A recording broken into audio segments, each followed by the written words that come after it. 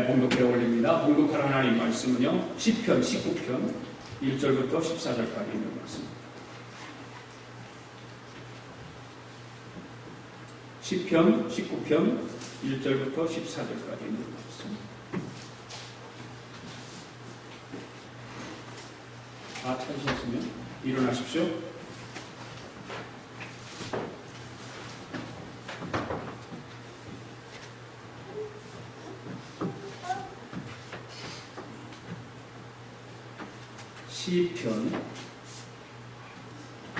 시편은 성경책 제일 중간에 거의 있죠. 거의 중간에 있습니다. 시편 19편 찾으십시오. 1절부터 14절까지 전체입니다. 같이 읽습니다. 시작. 하늘이 하나님의 영광을 선포하고 궁창이 그의 손으로 하신 일을 나타내는구나. 날은 날에게 말하고 밤은 밤에게 지식을 전하니 언어도 없고 말씀도 없으며 들리는 소리도 없으나 그의 소리가 온 땅에 통하고 그의 말씀이 세상 끝까지 이르도다. 하나님의 해를 위하여 하늘의 장막을 베푸셨도다. 해는 그의 한방에서 나오는 신랑과 같고 그의 길을 달리 기뻐하시는 장사 같아서 하늘 이 끝에서 나와서 하늘 저 끝까지 운행하며 그의 열기에서 피할 자가 없도다.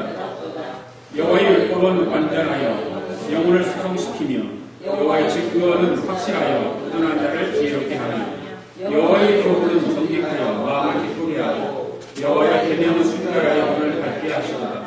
여호와를 경외하는 도는 정결하여 영혼까지 이루고 여호와의 법도 진실하여 다 의로우니 곧 많은 순금보다 더 사모할 것이며 풀과 소이풀보다 더 달보다. 또의 주의 종이 이것으로 경고를 받고 이것을 지킴으로 상이 크니이다. 자기 허물을 능히 깨달을 자 누구요 나를 숨은 허물에서 벗어나게 하소서. 또 주의 종의 죄를 짓지 말게 하사 그 죄가 나를 주장하지 못하게 하소서. 그리하면 내가 정직하여 큰 죄과에서 벗어나겠나이다. 나의 반석이 시여 나의 구속자이신 여호와여 내 입의 말과 마음의 묵상이 주님 앞에 연락되기를 원하나이다. 아멘. 자, 오늘도 성경을 드시고 함께 우리 고백하기를 바랍니다. 같이 고백합니다. 시작. 나는 성경에 이렇게 말씀이 하나님의 말씀인 것을 믿습니다. 나는 성경의 말씀이 살아있는 말씀으로 믿습니다. 나는 하나님의 말씀이 조금도 우리가 없음을 믿습니다. 오늘도 하나님의 말씀을 들으면서 그 말씀을 깊이 묵상하고 마음에 받아들여 꼭 변화하기를 고백하며 이제 절대로 부패되지 않고 불멸하고 영원한 하나님의 말씀을 듣게 될 것인데 반드시 내 삶이 변화될 것을 예수님의 이름으로 고백하며 다짐합니다. 앉으시면 인사하십시오. 주의 사랑으로 사랑합니다.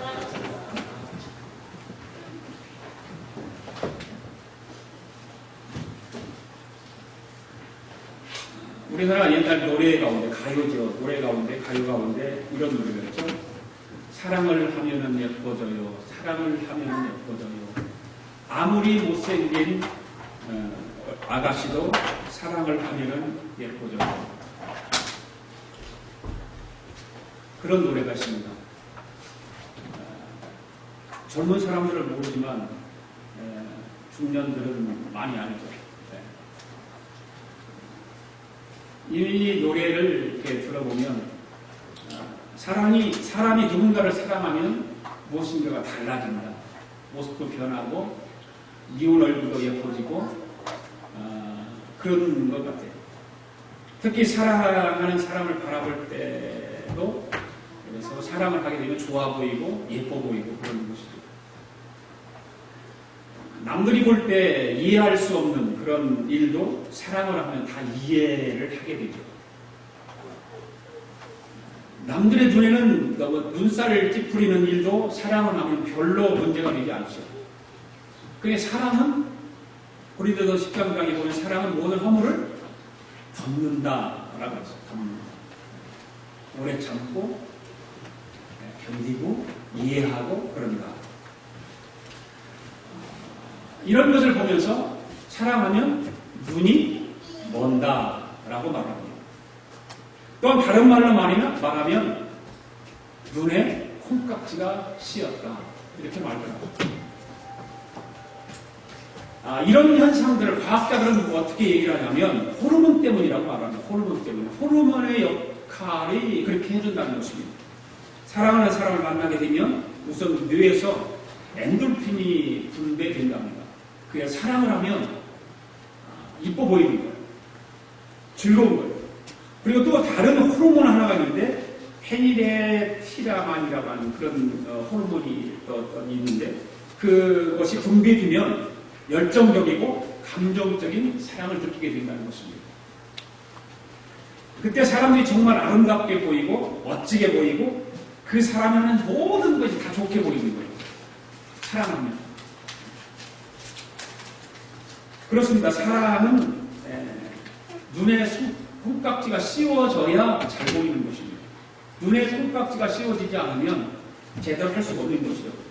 사랑을 하면 그 사람이 아름다운 모습만 보게 되고 사랑을 하면 그 사람의 마음 깊이 이해할 수 있고 사랑을 하면 그 사람을 소중히 느끼게 된다는 사실. 여인 관계, 남녀 관계 사랑도 마찬가지지만 친구 사이의 관계도 사랑을 하게 되면 그렇습니다. 오늘 본문은 다윗이 쓴 시입니다. 1절부터 10절까지 있는 말씀이 바로 그런 겁니다. 저는 이 시를 읽으면서 시를 쓴 다윗의 신앙을 한번 생각해 봅니다. 시편 전체 다윗 쓴 시들을 이렇게 생각해 보면 다윗 신앙은 정말 위대하고 그렇지만 특별히 오늘 본문 19장에서 다윗 신앙을 다시 한번 찾아보고 생각해 보았습니다. 한마디로 다윗은 정말 하나님을 깊이 사랑하는 그런 사람이라는 점을 확인할 수가 있었습니다. 다른 말씀 속에서 하나님을 사랑한다라고 하는 다윗의 모든 시들이 그렇게 표현되어 있지만 19장에서 보면 새로운 다윗의 하나님 향한 사랑이 어떻게 하고 있는가를 알 수가 있죠. 그리고 다윗이야말로 하나님께 대한 어떤 눈에 콩깍지가 씌워진 그런 정말 사랑을 하는 그런 사람이었습니다. 오늘 우리도 다윗의 신앙과 같이 하나님께 대한 눈에 콩깍지가 씌워진 믿음의 사람들이 되어야 할 줄로 압니다. 그렇다면 하나님께 대한 눈에 콩깍지가 씌워진 다윗의 신앙은 어떤 신앙이었을까? 또한 우리도 다윗과 같이 하나님께 대한 눈에 콩깍지가 씌워지는 신앙 되기 위해서는 어떤 신앙이 되어야 될까? 라고 하는 것입니다. 과연 우리는 신앙생활하면서 하나님을 사랑한다고 말을 하는데 눈에 콩깍지가 씌워질 정도로 하나님을 사랑하고 있는가? 내 신앙이 그런 하나님을 향한 사랑을 가지고 있는가? 한번 생각하면서 하나님을 사랑하는 것이 어떤 것인가를 우리 함께 나눠보기를 원합니다. 첫 번째로 다윗의 신앙이 그렇게 하나님을 사랑하는 신앙이었고 또 우리 또한 그런 신앙인이 되기 위해서는 하나님께서 하신 일을 바라보는 신앙이 되어야 됩니다. 하나님께서 하신 일을 바라볼 줄 아는 신앙인 바로 1절 한번 볼까요? 1절 말씀 읽습니다. 시작. 하늘이 하나님의 영광을 선포하고 궁창이 그의 손으로 하신 일을 나타냅니다. 다윗은 하늘을 바라보았습니다. 바라볼 건 많지만 하늘을 바라보았습니다. 그랬더니 하늘이 하나님의 영광을 선포하고 있는 거예요. 여러분들 하늘을 바라볼 때 그 하나님의 영광이 선포되어지는 것을 봅니까? 그래서 다윗은 그것을 보는 거예요. 하늘을 바라보면서 하나님의 영광이 선포하는 것이 보이는 것이에요. 자기 머리 위에 떠있는 하늘을 바라봤더니 그랬더니 하나님께서 행하신 일들이 하나하나 다 보이는 것입니다. 다윗에게. 놀라운 일이죠. 바로 다윗의 신앙은 바로 이런 신앙이었어요. 하나님께서 하신 일을 바라보는 신앙. 우주 만물을 창조하시고 우리 인간을 만드신 하나님의 그 모든 하신 일을 바라보는 신앙. 다윗의 신앙은 그런 신앙이었어요. 저와 여러분의 신앙도 그런 신앙이 되기를 원합니다. 하나님을 바라볼 줄 아는 신앙. 하나님께서 하신 일을 바라보는 신앙으로 우리가 성숙해지기를 원합니다. 그래 다윗은 하나님이 지으신 그 모든 세계를 바라보면서 그 영광 가운데 압도되어 있는 것입니다. 그 영광이 너무나도 아름다워 보이고 크게 보이는 것입니다. 이것은 전적으로 다윗의 신앙의 눈으로 하늘을 바라보고 저 우주를 바라볼 수 있었던 장면이죠. 다윗의 신앙으로. 과연 저와 여러분은 다윗과 같이 그런 신앙의 눈으로 하늘을 바라볼 수 있느냐 말이에요. 우주 만물을 바라보고 있느냐 그 말입니다. 다윗은 하늘만 바라보면서도 그런 장면을 봅니다. 그래서 누구도 볼 수 없었던 것을 다윗은 보게 되는 거예요. 하늘의 영광을 보게 되는 것입니다. 과연 저와 여러분은 저 아름다운 하늘을 바라보면서 하나님이 지으신 저 아름다운 세계를 바라보면서 그 영광 앞에 압도되어 본 적이 있느냐고 말입니다. 그 영광을 노래하고 찬송해 본 적이 있냐고 말입니다.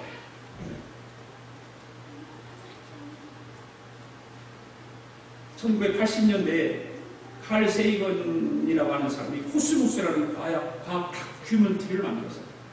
유튜브 가면 여러분 이거 다 볼 수 있어요. 13부작으로 되어 있는 그런 다큐멘터리인데, 이 닐 탈슨이라는 이 저명한 천체 물리학자가 상상의 우주선을 타고 시공을 넘나들면서 우주 구석구석을 안내하는 형식을 전개됩니다. 제일 먼저 이 상상의 우주선은 우주가 탄생될 그 시점으로 안내를 하는데, 지금으로부터 138억 년 전 우리 눈에 보이지 않는 원자 핵보다 작은 한 점에서 대폭발이 시작되는 그것으로 시작합니다. 아주 작은 그 한 점이 대폭발이 일어나면서 우주가 생기는 거예요. 그리고 지금까지 끝없는 팽창을 또 팽창하면서 그것이 커져가는 것입니다. 그리고 지금까지 끝없는 그런 팽창을 거듭해 오면서 모든 물질과 에너지가 생겨났다라고 하는 이야기입니다. 이 폭발로 생겨난 뜨거운 가스 덩어리, 바로 중력에 의해서 뭉쳐서 거기서 별들이 생겨나고 또 이 별들이 모여서 은하를 이루게 되었다는 이야기입니다. 저는 이 다큐멘터리를 이렇게 조금씩 보면서 생각을 많이 해봤어요. 감탄도 되지만 참 신기하다. 어떻게 저 하늘만 바라보고 138억 년 전에 있었던 일과 그 이후에 일어난 일들을 추측해냈을까? 라고 하는 것입니다. 어떻게 그렇게 추측해냈을까? 마치 눈으로 본 것처럼 생생하게 그 장면을 그렇게 잘 그려낼 수 있을까? 한마디로 이 칼 세이건이라고 하는 과학자가 상상의 눈으로 저 하늘을 바라보면서 남들이 보지 못하는 우주를 보게 된 것입니다. 그런데 한 가지 안타까운 것은 뭐냐면 138억 년 전 우주 대폭발 현상은 보았으면서도 그 폭발을 일으킨 그분을 보지 못했다는 거죠. 그게 이 과학자들의 어떤 실수라고 말할 수 있는 거죠. 다른 건 다 볼 줄 아는데 그거를 폭발을 일으키는 그분을 보지 못하는 거예요. 그분이 누굴까요? 바로 하나님이시죠. 그 하나님을 볼 줄 모르는 것입니다. 그 놀랍고 경이로운 우주의 신비를 보면서 그 안에 펼쳐진 하나님의 영광은 보지 못했다는 것입니다. 그렇습니다. 하나님의 영광은 무엇을만 볼 수 있을까? 다윗을 우리 보면 하늘을 바라보면서 하나님의 그 영광을 바라보았는데 그 영광을 바라보는 것은 믿음의 눈으로만이 가능한 것입니다. 믿음의 눈을 갖지 않으면, 믿음의 눈이 없으면 볼 수 없는 것입니다. 아무리 위대한 과학적 지식을 가지고 있어도 믿음의 눈을 갖지 못한 사람들은 하나님을 볼 수 없습니다. 믿음의 눈으로야만이 하나님을 보게 되는 것입니다. 오직 하나님께 대한 그 사랑, 눈에 콩깍지가 씌어진 그 사랑하는 사람들만 그 하나님의 영광을 바라볼 수 있다 그 말이죠. 그래서 다윗은 2절에서 뭐라고 말하고 있습니까? 2절 또 읽어볼까요? 시작. 날은 날에게 말하고 밤은 밤에게 지식을 전하니 언어도 없고 말씀도 없으며 들리는 소리도 없으나 그의 소리가 온 땅에 통하고 그의 말씀이 세상까지 이르더라. 다윗은 남들이 들을 수 없는 지금 소리를 듣습니다. 하늘을 바라보면서 하나님의 영광을 보는데 그 가운데서 소리를 듣습니다.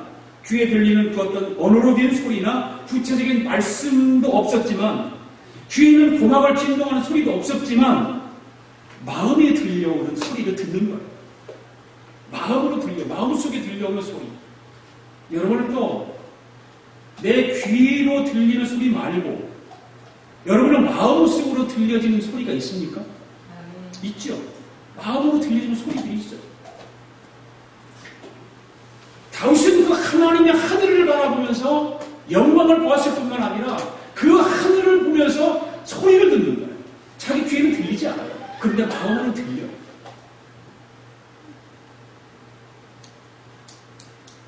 그러면서 그 소리를 들으면서 하나님 찬양하고 있는 다윗의 그 신앙, 위대한 신앙이죠. 놀라운 신앙입니다.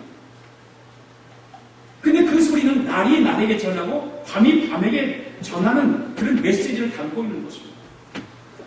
그러니까 이 세상 돌아가는 일들을 바라볼 때 하나님께서 전해주는 메시지가 있다는 말입니다. 할렐루야. 믿습니까?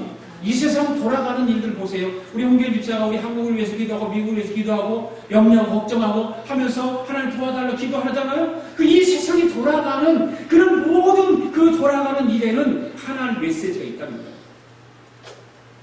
믿으십니까 여러분? 네. 다윗도 마찬가지예요. 다윗은 그런 신앙이 있습니다.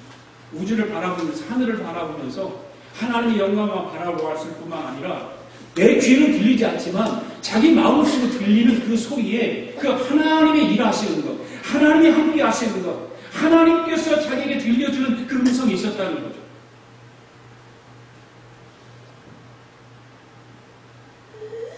그것이 바로 하나님의 영광을 선포하는 큰 소리. 마음으로 들려주는 하나님의 영광이 선포되어지는 소리. 여러분 이것은 믿음의 귀를 가진 사람들만 들을 수 있는 거예요. 믿음이 없으면 들을 수 없는 거예요. 바로 하나님을 사랑하는 사람들이 믿음의 귀를 가지게 될 때 들리는 소리입니다. 아멘. 하나님을 사랑하는 마음으로 그 귀에 들려오는 음성을 듣고자 할 때만 들려지는 소리.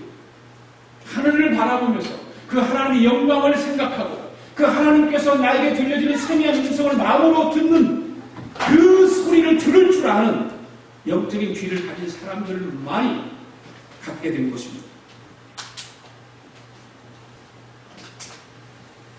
우리 조국에 돌아가는 현상들이 지금 막 좀 이상하죠. 그렇죠. 세월호 사건 이후로 좌우간 이상한 사건들이 생기고 이상한 일들이 벌어지고 그래요. 그 세월호 사건을 인해서 총리가 사직을 합니다. 책임을 지고. 그래서 사표를 받기로 하고 총리를 지명하잖아요. 다른 총리를. 그게 안대희라는 사람이죠. 근데 이 안대희라는 사람도 총리를 지명했다가 막 여론이 막 계속 안 좋게 나오는 거죠. 여론이 안 좋게 나오니까 정관예우, 뭐 변호사 일을 하면서 몇십억을 받은 거죠. 보름 만에 몇십억을 벌어들이는 이런 일들을 하는 거죠. 근데 정관예우 때문에 도저히 자기는 총리, 국회에 청문회 가면 떨어지고 뻔하고 국민 여론이 아니라 사표를 냈어요. 그 다음에 누구를 지명했나요? 문창극이라고 하는 교회 장로입니다. 오늘의 장로인데 문창극이라는 사람을 지명했습니다. 그럼 저는 이분도 결국 사퇴를 했지만 저는 이분이 저는 몰랐었는데 언론에 이제 나오면서 언론에 이야기하는 이런 모습들을 보면서 참 안타까운 마음이 들더라고요. 물론 일부 언론들이 의도적으로 보도한 내용들이 국민의 정서를 자극해가지고 사태가 엉뚱한 방향으로 흘러가는 것이 사실이지만 좀 답답한 것은 뭐냐면 이 문창국 총리 지명자 자신이 이 문제에 대해서 적절히 어떤 대처하지 못했다는 사실입니다. 특히 속이 상한 것은 교회 장로님이잖아요. 그 교회 장로님이니까 이 일로 인해서 국민들에게 기독교에 대한 부정적인 이미지가 더욱 커졌다는 거죠. 기독교에 대한 이미지가 더 안 좋았어요. 안 그래도 기독교에 대한 이미지가 안 좋아서 교회가 전도도 안 주고 그래서 아우성인데 바로 이 분 때문에 더 이미지가 안 좋았던 거예요. 그래서 속이 상했던 것입니다. 사실 이분이 발언한 그런 어떤 이야기들은 신앙적 차원의 당연한 것입니다.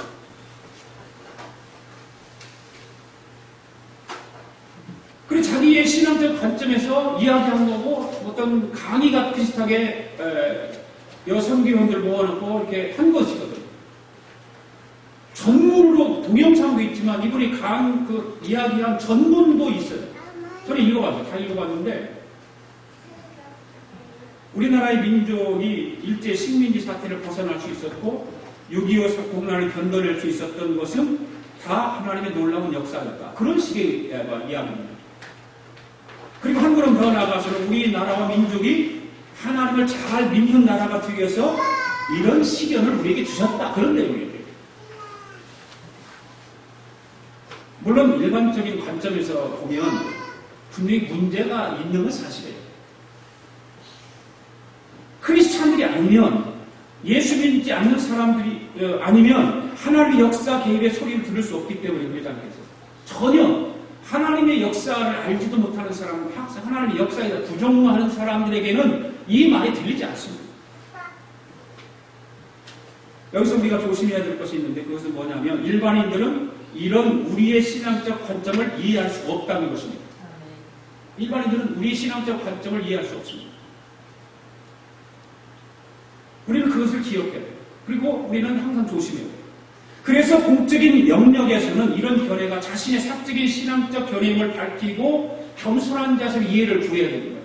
그런데 계속해서 어떤 변명 같은 이야기를 하려고 그러고 어떤 역사관에 대해서 얘기하니까 거기에 대해서 자기는 아니다. 나는 김일성 선생을 좋아한다. 누구를 좋아한다. 이런 식으로 얘기를 했어요.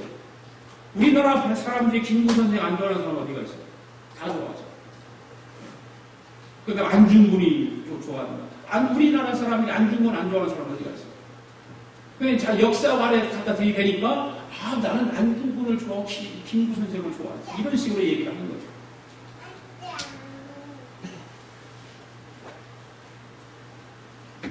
이번 문창극 총리 지명의 아쉬운 부분이 이런 것들이었습니다. 그리고 지나친 표현, 이런 점들도 정중하게 이해를 구했어야 했습니다. 그렇지 않았기 때문에 일반인들에게 기독교가 오만한 종교라는 인상을 심어주게 된 것이다. 그러다 보니까 어떻게 됩니까? 국민적 반응이 너무나 좋지 않으니까 대통령이 국회에다가 청문회 요청도 제출하지 못하잖아요. 그리고 자진 사퇴합니다. 결국.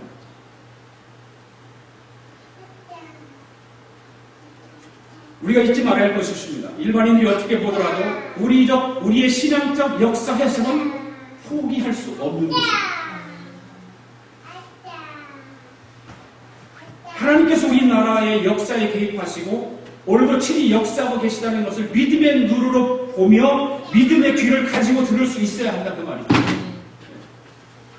세상 사람들이 그렇게 얘기를 하니까 하나님의 그 관점에서 알 수 없는 사람들이 그렇게 얘기하니까 그게 맞다라고 북치고 장구치고 동참하는 것이 아니라 우리의 분명한 신앙 역사적 관점을 가지고 있어야 됩니다.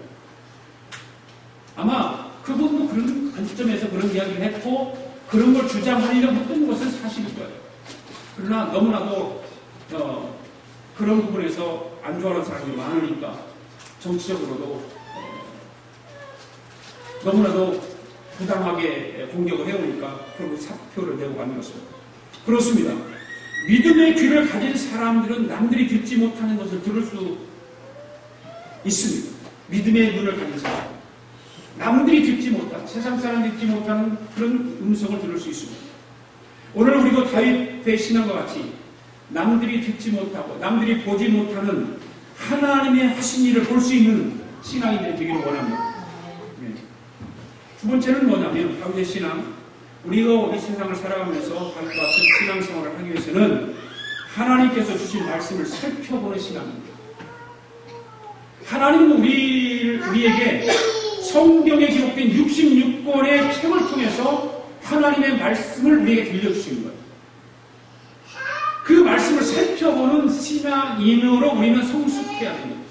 7절 말씀 봅니다. 이렇게 고백하고 있습니다. 시작. 여호와의 율법은 완전하여 영혼을 소성시키며 여호와의 증거는 확실하여 우둔한 자를 지럽게 하며. 아멘. 다윗이 여호와의 율법을 자세히 살펴보니까 그 말씀을 읽고 묵상하는 사람들의 영혼을 소성시키더라. 여기서 소성시키다라는 말은 생기를 복두둔다 그 말입니다. 이것은 다윗 자신이 경험한 거예요.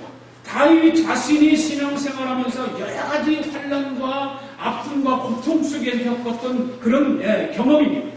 자기가 사망의 골짜기를 지나고 눈물의 골짜기를 지날 때 그의 영혼이 위축되고 영혼이 낙심하여 탄식할 때가 있었죠. 다윗만 그럽니까? 바로 저와 여러분들도 마찬가지 아닙니까? 바로 이런 것들을 보면서 우리는 그 다윗의 신앙이 얼마큼 위대하고 얼마큼 우리에게 교훈을 주는 신앙인인가를 우리는 살펴봐야 됩니다.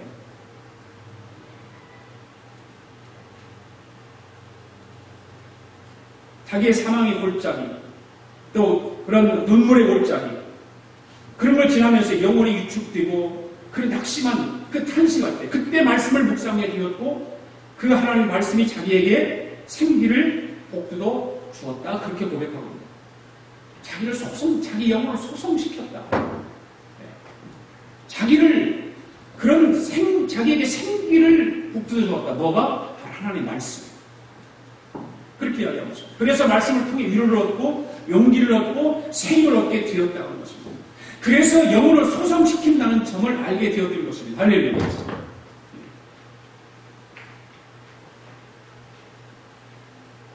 한 사형수가 있었습니다. 한국의 그 국민일보 주최 성경 옮겨쓰기 대회 응모한 뒤에 그냥 사형장에서 사라져버렸고 그냥 사형을 당하고 마는 것입니다.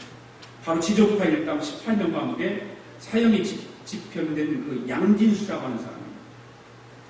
이분이 국민일보 주최 성경 옮겨쓰기 대회 응모합니다. 감옥에서. 그리고 그가 1989년 9월에 친구들과 함께 가정집에 들어가서 살인을 하고 또 어떤 흉악 범죄를 저질렀고 당시 그 범죄와 전쟁 중에 선포되어 가지고 사형을 면할 수가 없는 그런 처지가 된 거죠. 그래 교도소의 복역 중에 어떤 인생의 위기를 느끼면서 마음에 극한 어떤 동요를 겪게 돼요. 교도소 안에서. 그러던 중에 기독교 신앙을 받아들이게 되고 그리고 매일 성경을 읽으면서 자기 흔들리는 그 마음을 추스리고 감옥 생활을 합니다. 그러면서 감옥 안에서 매일 성경을 읽고 쓰면서 그의 영혼이 새로워지기 시작한 것입니다. 그러더니 그런 교도소에 대해 전도자로 알려질 정도로 복음을 전하는 그런 삶을 살았고 불신자 가족들에게 예수 믿지 않는 사람에게 전도하는 데도 최선을 다해서 가정 복음화를 이룹니다. 그런 성경을 옮겨쓰기 대해 응모하기 위해서 차가운 감방 바닥에 성경을 펼쳐놓고 마태와가 누가복음 사복음서를 차례로 써내려 갑니다. 매일 7장에서 10장씩 편지에 써내려 갔는데 편지지 사이사이에 쓰면서 간간히 자기도 모르는 사이에 하나님 말씀을 읽고 쓰면서 눈물이 흐르는 것이 거기에 떨어져 있는 것을 봅니다. 그것을 보는 사람들이 가슴이 찡해 되는 것이죠. 그리고 편지에도 함께 써 보냈는데 갇힌 자 되는 것을 감사한다. 이런 말을 써요. 자기가 감옥에 있는 것이 감사하다는 얘기죠. 갇혀 있는 것이 감사하다는 것이죠. 여러분이 성경은 일반인에게는 평범한 문학 작품에 불과할 것입니다. 그렇잖아요. 일반인들에게는 하나님을 모르는 사람들에게는 이 성경이 그냥 문학 작품에 불과할 것입니다. 그러나 하나님의 사랑을 받고 하나님을 사랑하는 사람들 눈에는 하나님의 사랑의 편지와 같다 그 말입니다. 이 성경 하나님의 위대한 사랑 성경 전체를 이렇게 묶으면 뭐라고 그랬죠? 하나님의 사랑이에요. 그 하나님의 사랑을 표현하고 나타내기 위해 성경 66권이 기록된 것이거든요. 그래서 성경을 읽는 사람들에게는 마음이 움직여지는 거예요. 성경을 읽으면 마음이 움직여지는 거예요. 변화가 일어나는 것입니다. 지금 여러분들은 하나님께서 여러분에게 주신 말씀을 살펴보고 있습니다. 여러분의 바쁜 생활 속에서 하나님의 말씀을 살펴보고 있느냐 그 말이에요. 하나님의 말씀 기록되어 있는 성경책이 혹시 일반인들이 생각하고 있던 문학작품보다 더 못 여기고 있지는 않습니다. 교회를 다니고 예수를 믿고 하나님을 사랑한다고 고백하는 저와 여러분들이 세상 사람들이 문학작품으로 여기는 그런 성경을 혹시 저와 여러분은 그 문학작품보다 못 여기고 있지는 않습니다. 다윗은 하나님의 말씀을 돌아보니까 자신의 영혼을 소생시킨다 고백하고 있어요. 뭐가? 하나님의 말씀이죠. 하나님의 말씀이 자기의 영혼을 소생시킨다 고백하고 있습니다. 그렇습니다. 다윗의 영혼을 소생시킨 그 하나님의 말씀이 오늘날 저와 여러분들의 영혼도 소생시키는 줄로 믿습니다.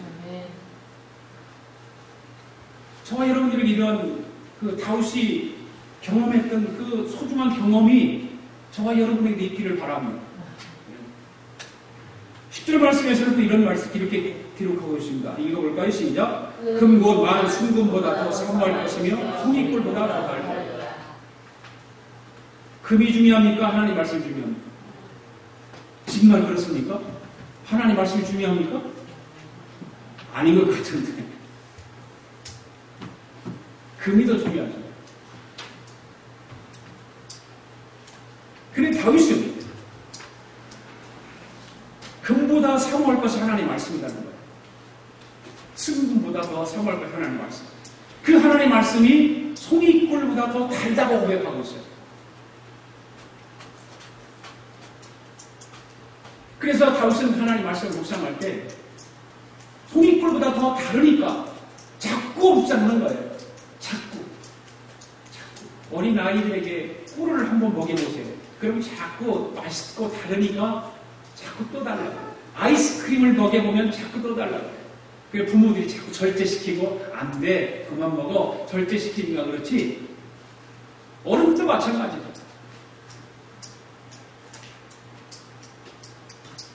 사실 일반인들에게는 참 성경 읽기가 힘들죠. 바로 여러분들도 그렇죠. 힘들어요. 그리스도인들도 큰 마음을 먹어야만 읽을 수 있는 거예요. 성경은 큰 마음 먹지 않고는 읽기가 쉽지 않아요.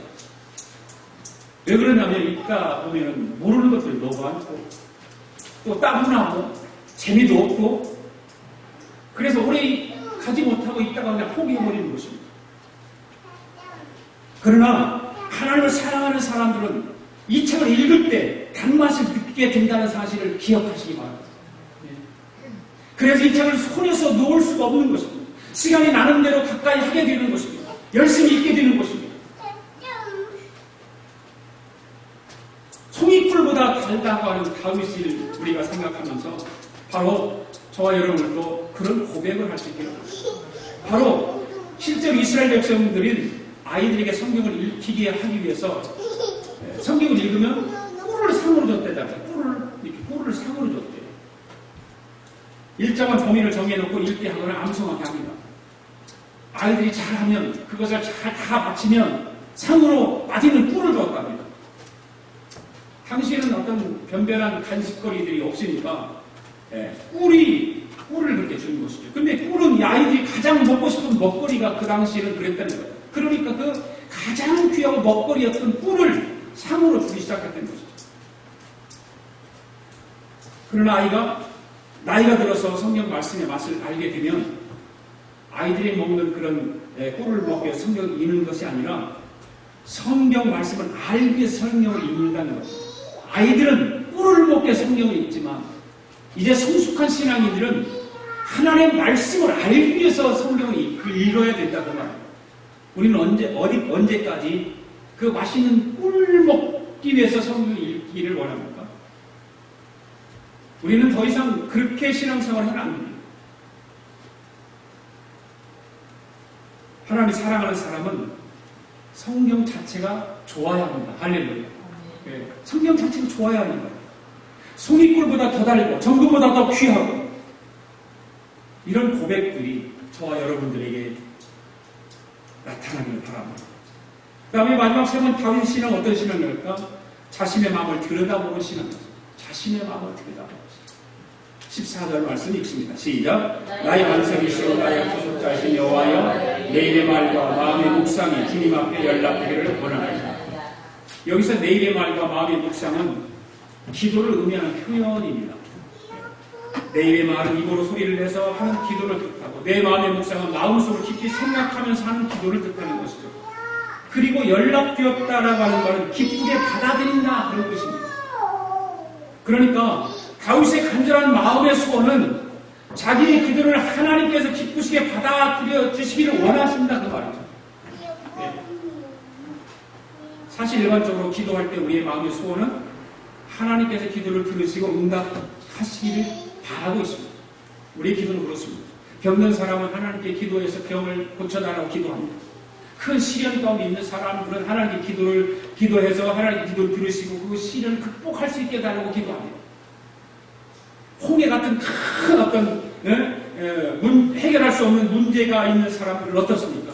바로 하나님께서 하나님 앞에 그 문제를 해결해달라고 기도했을 때 하나님께서 기도를 들으시고 그 문제를 해결해 주시기를 바라는 것입니다. 이것이 일반적인 기도자들의 모습이에요. 일반적인 기도자. 그러나 오늘 본문은 다윗은 그렇지 않아요. 오늘 본문의 말씀은 기도 응답보다는 기도 자체가 하나님에게 기쁨이 되기를 원하는 것입니다. 우리는 그런 기도를 해본 적이 있습니까? 내가 하나님 앞에 요구하고 간구하고 간청하고 내가 필요한 거, 내가 요구사항들 그걸 우리는 기도를 그렇게 해왔지만 내 기도가 우리가 하나님 앞에 드리는 기도가 하나님 앞에 기쁨이 되게 해달라고 그런 기도 해본 적이 있냐 그 말이에요. 다윗은 오늘 그런 기도를 하고 있어요. 하나님이 기쁨이 되기를 바라는 마음의 소원을 가지고 자신의 기도를 들으시고 하나님이 기뻐하시는 것을 간절히 바라고 기도합니다. 다윗에게는 기도 응답은 두 번째예요. 두 번째. 그게 첫 번째가 아니에요. 기도를 통해서 하나님께서 먼저 기뻐하시기를 원하셨어요. 하나님이 기뻐하시는 기도, 하나님이 기뻐하시는 그 간청을 다윗은 오늘 말씀을 보면 그렇게 하고 있어요. 그래 재밌는 얘기가 하나 있잖아요. 어느 교회에서 청년이 수련회를 갔대요. 그래서 돌아가면서 이렇게 기도하는 순서를 가지기로 했는데 순서에 앞서서 전도사님이 말씀을 전하면서 기도의 범위에 대해서 이렇게 이야기를 해주는 거예요. 지금까지 너무 자신만을 기도했으니까 기도의 범위를 좀 넓혀가지고 부모님과 우리 청년부 지체들을 위해서 기도하면 좋겠다고 구체적인 지침을 정해줬어요. 그래 돌아가면서 이제 기도하라고. 그래 전도사님이 먼저 기도하고 다음 옆에 손을 잡고 있던 자매가 기도하게 됐대요. 그런데 이 자매가 기도하는 데는 이래요. 아버지 하나님, 제 어머님이 금년에 70이 되셨습니다. 어머니께 딸이 하나 있습니다. 어머님 나이가 70이신데 아직 그 딸이 시집을 가지 못했습니다. 그 딸도 벌써 35살이 훌쩍 넘었습니다. 어머니 걱정이 이만저만 아닙니다. 아버지 하나님, 금년에 그 딸이 꼭 시집을 가서 어머니 근심이 사라지게 해주세요. 이렇게 기도해요. 누구를 위하게? 자기를 위해서 기도해요. 자기 자신을 위해서 기도하게. 자기가 시집가게 해요. 바로 무슨 말을 하기 위해서 그러냐? 우리의 기도는 늘 내 중심적인 기도였잖아요. 그렇죠? 자기 중심의 기도. 하나님 기뻐하시는 것과는 관계가 없는 기도. 하나님이 좋아하시고 하나님이 춤추실 만한 그런 기도가 아니라 내 중심의 기도였다는 거죠. 늘 그래서 내 소원만 이루어지기 위해서 기도했거든요. 음악 장르에 보면 세레나데라고 하는 장르가 있죠. 세레나데. 이 세레나데는 남자가 사랑하는 여인을 위해서 부르는 노래가 바로 세레나데입니다. 가장 전형적인 세레나데가 카프카의 곡 마리아라고 하는 그런 노래입니다. 창문을 열어다오 그 미운 마리아 이런 노래 여러분 기억하잖아요. 이 세레나데는 남자의 그 애타는 그 사랑의 마음을 그 여인이 받아주기를 막 간절히 소원하면서 부르는 노래가 바로 세레나데입니다. 오늘 본문을 보면 다윗이 다윗의 그 신앙을 보면 그 하나님께 고백하는 하나하나 그 고백이 바로 하나님께 바쳐지는 세레나데와 같은 그런 기도였다는 것입니다.